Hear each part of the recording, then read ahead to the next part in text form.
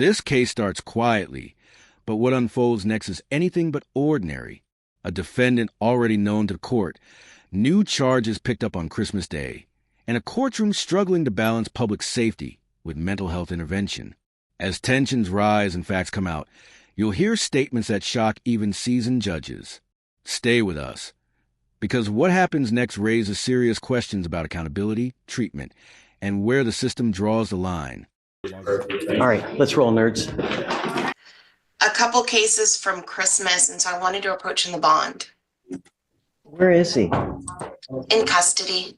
Oh, they picked him up. Yes. Oh, man. And Judge, who is this? Potter. Powell. I'm sorry, Powell.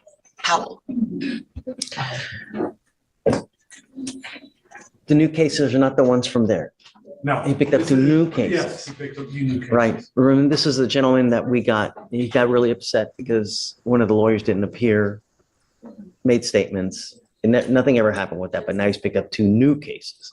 Yes, it was the terroristic threat and the criminal trespass. Have you been able to speak with him, Shreya? Haven't. I tried calling back there. I think it's just been busy today. If she wants to try to call right now. You want to try to call now? You want me to bring him out? No, how about I try to call him and then I'll pop back in, or I'll message when I'm done. Right. Be Do good. that, and then when you're ready, let me know. Thanks, Judge. I'm thinking that I am going to waive a bail hearing. However, do you want to bring him out and admonish him, because I can't get a straight answer on waiving a bail hearing? Or I can just request one and you can, No, let's bring him out. Okay. And then I did do a competency request, and since we were doing the mental health PTI, I got him released, sent him to the diversion center. It looks like that wasn't quite effective.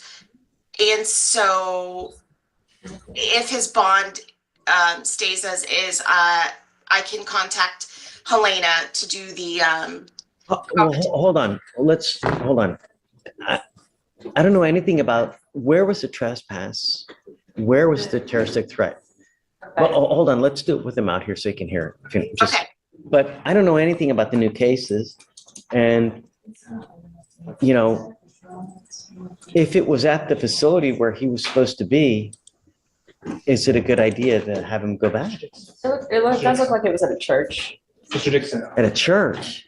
Trinity Lutheran. What? Well, that sucks. It sucks.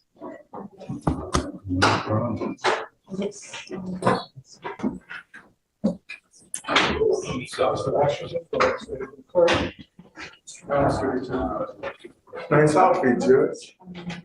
Mr. Powell? This makes better stuff on the forward.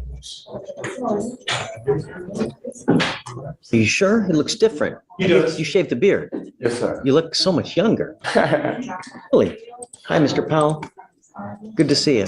Good to see you. Unfortunately, in these circumstances, we had you go to the facility at the Ed Emmett. The jail diversion. Right, but I've been there before and I completed it. I've been there back in, I want to say, 2022, and from the court number 4. And I stayed there 14 days, and they sent me to a church program, and I didn't like it. I don't believe in God. I know who created me. I don't have to believe in God because I know who created me, and I don't want to disrespect you by telling you that. well, let's hold on, because I don't know what happened on the new cases. So give me a second. Let me have them read out what happened on the new cases so we can see how to go forward, because I don't even know where the new cases happened. This is a critical moment in the case. What you just heard isn't just disruptive behavior. It's a legal foundation for 2 serious charges: criminal trespass and a terroristic threat. Under Texas law, threatening to kill someone while advancing toward them in a fighting stance crosses from disorderly conduct into a charge that courts must take very seriously. Notice how the judge pauses here, because now the court has to reassess everything. The defendant was recently released through a mental health diversion program, yet the alleged conduct occurred almost immediately afterward. That timing matters. It raises a difficult question the court must confront. Was it a failure of compliance, a failure of treatment, or a failure of supervision? And here's the bigger question for you watching.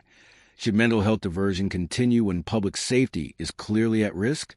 On December 25th, officers were dispatched to a trespasser call at Trinity Lutheran Church in Harris County, Texas.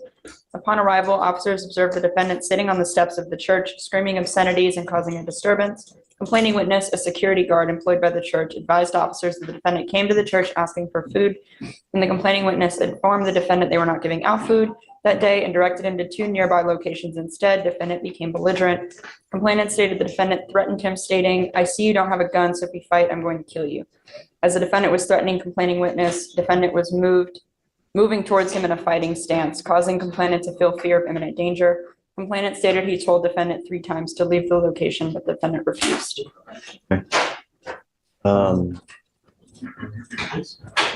What would you like to do, Shreya? Well, Judge, my understanding from speaking with Mr. Powell right now is that he's okay keeping the bail as is. And so he's waiting a bail hearing. Is that right, Mr. Powell? I just want to make sure. But that's wrong. Do you want to go back to the Ed Emmett place? Yes, sir. You want to So I try to get my see? medication. So I get my medication. You- Because, It doesn't matter. I just want to know if you want to do that. yes, sir. We can try to make it work. Yes, sir. Is that Okay. something you can do? So a couple things. To do that, we would have to go through Brad Morse for the mental health, see if Brad even wants to offer that. Then I'd have to get a PR bond with the condition that he gets released there again. Sure. And so sort Do of you know how long that program is, Shreya?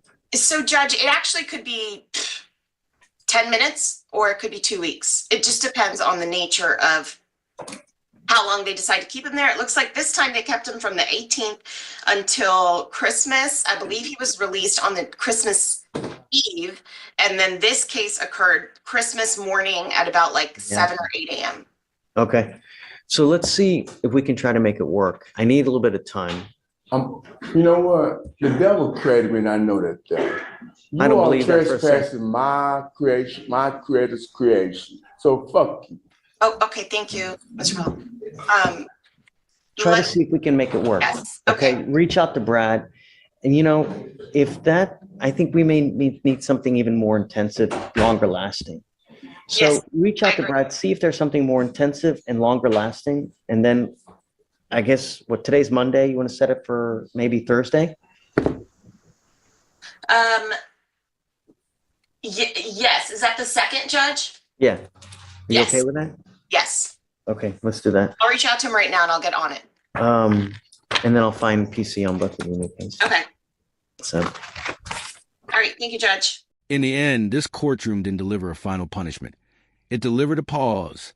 The judge chose caution over closure, signaling that short-term interventions may no longer be enough. The court acknowledged the defendant's mental health needs, but also recognized the escalating pattern and the danger involved. This case highlights one of the justice system's toughest challenges, balancing compassion with accountability. When repeated chances fail, the court must consider more structured, long-term solutions. Now we want to hear from you. Do you think the court handled this correctly, or should stronger measures have been taken sooner? If you found this case as shocking as we did, make sure to hit that like button.